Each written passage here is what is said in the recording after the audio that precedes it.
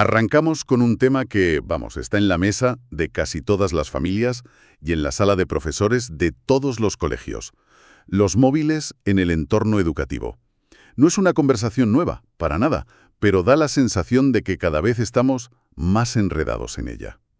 Para intentar desenredarla un poco, hoy vamos a analizar a fondo un artículo muy reciente, de principios de enero.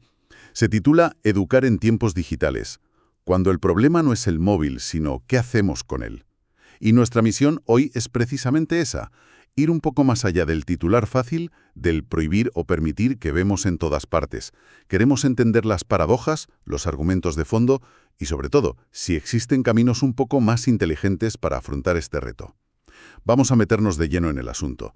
El punto de partida del artículo es que el debate público se ha quedado completamente atascado, como si solo hubiera dos opciones. Dos polos. Por un lado, los que piden una prohibición total para, dicen, proteger a los alumnos. Y por el otro, los que abogan por una digitalización a toda costa para no quedarse atrás. Parece una batalla sin punto medio. Exacto. Y lo primero que hace la LAISIS es dinamitar esa idea. Nos dice que la experiencia real en los centros y la investigación académica demuestran que ninguna de esas dos soluciones extremas funciona. Ni prohibir sin un plan educativo detrás, ni llenar las aulas de tecnología sin un propósito pedagógico claro. Ninguna de las dos cosas resuelve el problema de fondo. Es un callejón sin salida. Y eso nos obliga a buscar los matices, que es donde está lo interesante, ¿no? Vale. Me parece un punto de partida potente. Entonces, si los dos extremos fallan, vamos a analizar por qué. Empecemos por la idea de digitalizarlo todo.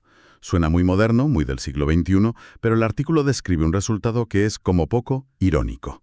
Habla de las tabletas mutiladas. Es que es una imagen muy potente que usan dos investigadores, Margarida Romero y Enric Vidal. Describen un patrón que se repite constantemente.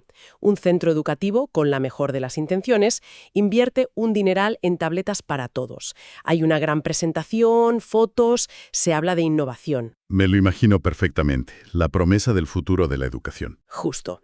Pero ¿qué pasa a las pocas semanas? Pues que los profesores se dan cuenta de que no pueden controlar lo que hacen los alumnos con ellas. Así que empiezan a mutilarlas. Le bloquean la cámara, restringen las aplicaciones a solo 2 o 3, desactivan el navegador de Internet. Al final, como dice el artículo, se dedican más tiempo y energía a vigilar y a limitar la herramienta que a enseñar con ella. Fíjate, eso me parece increíble. Es como comprarse un deportivo y no dejar que pase de 20 por hora por miedo a que se raye. La tableta, que se compró por sus infinitas posibilidades, acaba convertida, y cito textualmente, en un libro digital caro y poco funcional.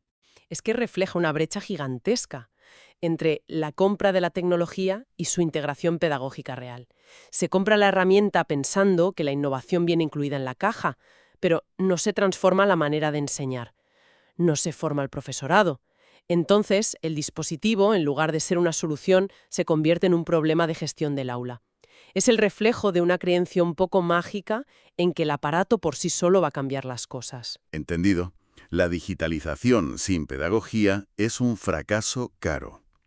Vayamos al otro extremo, entonces. La prohibición. A primera vista, parece una solución mucho más sencilla, más directa. Si el móvil distrae, pues quitamos el móvil. Hay muchos padres y profes que lo defienden con vehemencia. ¿Es solo una reacción visceral o tiene una base científica sólida detrás? El artículo deja muy claro que no es una simple rabieta conservadora, ¿eh? Cita, por ejemplo, los trabajos de José Pedro Espada y su equipo, que aportan argumentos científicos muy sólidos. Explican que el móvil está diseñado para ofrecer una estimulación constante y una gratificación inmediata. Cada notificación, cada me gusta, es un pequeño chute de dopamina. Lo que compite directamente con la atención que requiere, no sé, resolver una ecuación o entender un texto de historia. Exactamente. Interfiere de lleno en la capacidad de mantener la atención sostenida, que es la base del aprendizaje profundo, y además dificulta el desarrollo del autocontrol. Si ante la más mínima frustración o aburrimiento tienes una vía de escape tan fácil y placentera en el bolsillo, pues es mucho más difícil aprender a gestionar esas emociones. Y en la adolescencia esto se acentúa. Se convierte en una herramienta para evadir problemas en lugar de afrontarlos. Y esto no es solo una percepción de aquí, ¿verdad? El artículo lo sitúa en un contexto más amplio. Sí, y es importante. Recuerda que organismos internacionales como la UNESCO o los famosos informes PISA llevan años alertando sobre esto, sobre el impacto negativo de la distracción digital en el rendimiento. No es una ocurrencia local.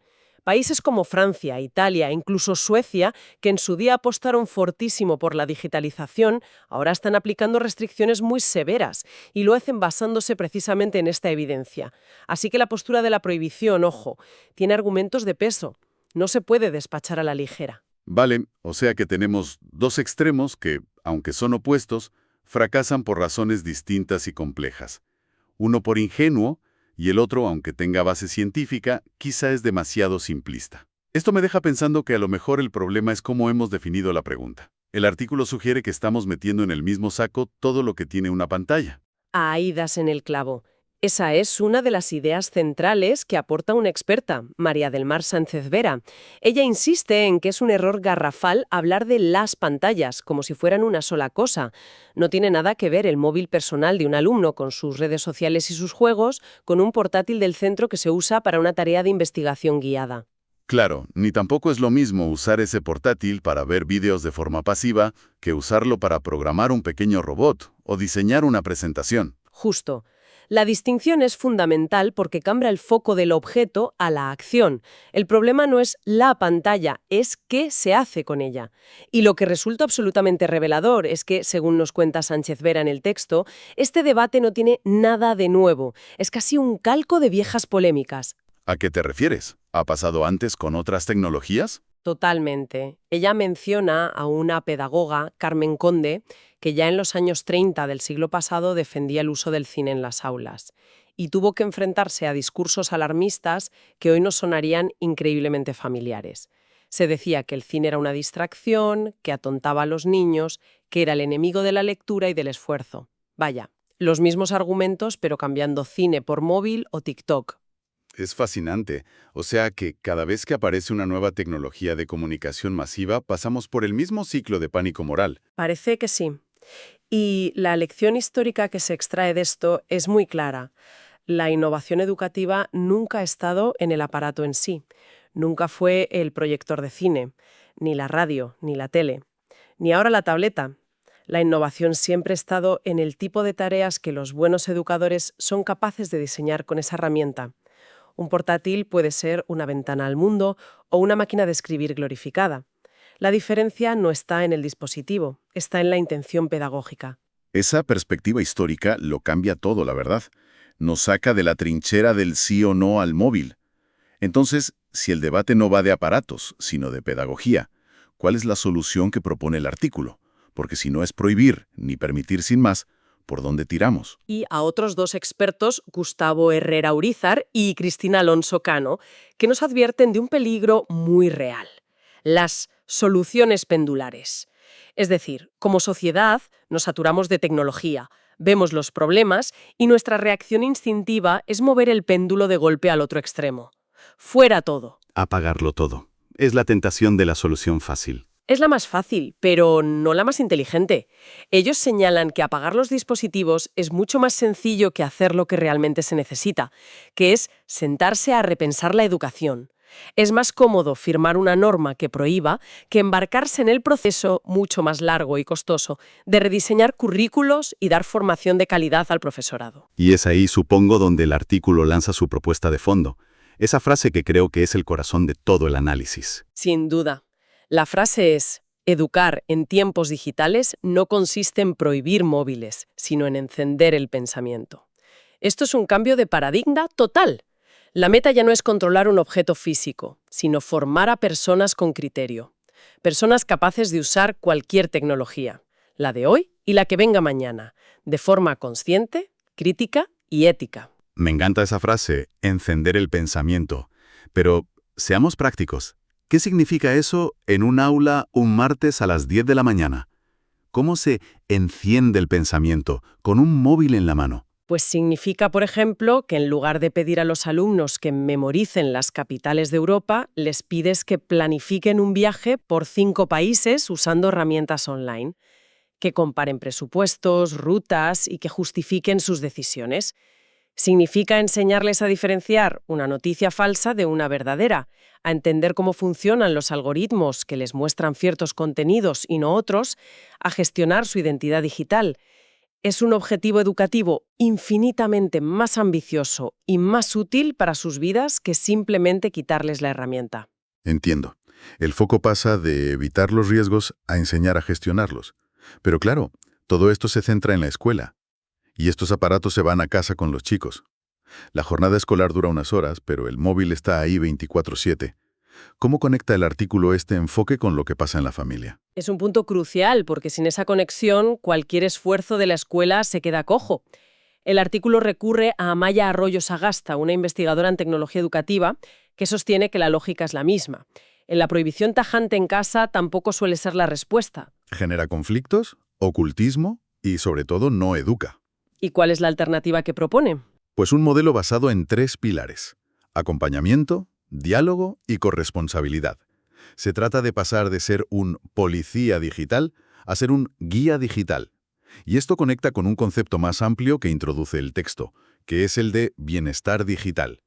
Otros expertos citados, como Carlos Magro, recuerdan que ese bienestar no se impone con una lista de reglas, sino que se aprende y se construye en conjunto. Bienestar digital. Es otro de esos términos que suena muy bien, pero que pueden ser algo etéreos. ¿Cómo se aterriza eso en una familia? ¿Significa simplemente poner un límite de 2 horas de pantalla al día y ya? El artículo argumenta que ese es precisamente el enfoque limitado que hay que superar. Cita a Laura Cuesta Cano, que propone cambiar la conversación, centrarse menos en el tiempo de uso, en lo cuantitativo, y más en lo cualitativo. Las preguntas importantes no son tanto cuántas horas has estado, sino qué has estado haciendo. No es lo mismo pasar 1 hora editando un video con tus amigos que 1 hora haciendo scroll pasivo en una red social. Claro, el consumo pasivo frente al uso activo y creativo. Exacto. Y también hay que tener en cuenta la madurez de la persona y el contexto. Ella añade algo muy importante. La tecnología no suele crear problemas de la nada, pero sí puede amplificar vulnerabilidades que ya existen. Un chaval con problemas de autoestima o de aislamiento no los ha desarrollado por el móvil, pero un mal uso del móvil puede hacer ese problema mucho más grande. Por tanto, el acompañamiento consiste en entender qué función cumple esa pantalla en su vida. Es una fuente de conexión, de aprendizaje, de evasión. La conversación tiene que ir por ahí, no solo por el cronómetro. Entonces, si unimos todas las piezas del puzzle, la gran conclusión del artículo parece ser que hemos estado obsesionados con el objeto equivocado. Hemos puesto el móvil en el banquillo de los acusados. Ujú. Cuando en realidad el móvil no es el problema en sí. El artículo concluye con una metáfora muy potente. Los móviles y las pantallas son un espejo. ¿Un espejo de qué? ¿Qué refleja? Refleja el estado de nuestro sistema educativo y, por extensión, de nuestra sociedad. Si en un aula el móvil es solo una fuente de distracción, el espejo nos está diciendo que quizás lo que se enseña ahí no es lo suficientemente interesante para competir por la atención de un adolescente del siglo XXI. Si en una casa el móvil es una fuente constante de conflicto, el espejo quizás refleja una falta de diálogo, de normas claras o de alternativas de ocio compartido. O sea que el móvil saca a la luz las carencias que ya estaban ahí. Exactamente. El texto es muy claro al final. No hay atajos ni soluciones mágicas. Educar nunca ha consistido en prohibir objetos. Siempre ha consistido en algo mucho más complejo: acompañar procesos de maduración. Y hoy eso se traduce en tener normas coherentes, sí, pero sobre todo en dar formación de verdad al profesorado, en diseñar tareas que tengan sentido y, de forma crucial, en construir una alianza real entre la escuela y las familias para que remen en la misma dirección. La verdad es que este análisis nos deja con una visión muchísimo más rica y compleja que el simple sí o no. Hemos visto que la solución no está en el aparato, sino en la pedagogía, en el diálogo y en un enfoque compartido. Y el artículo nos deja con una última idea para la reflexión, una pregunta que va un paso más allá. Si aceptamos esta idea de que el móvil es un espejo, quizás la pregunta más provocadora que nos lanza es: ¿qué refleja ese espejo sobre nuestra propia relación como adultos, educadores y padres con la tecnología? Antes de exigirles a los jóvenes un bienestar digital que quizá no entendemos del todo, tal vez debamos empezar por mirarnos en ese espejo y preguntarnos cómo es el nuestro.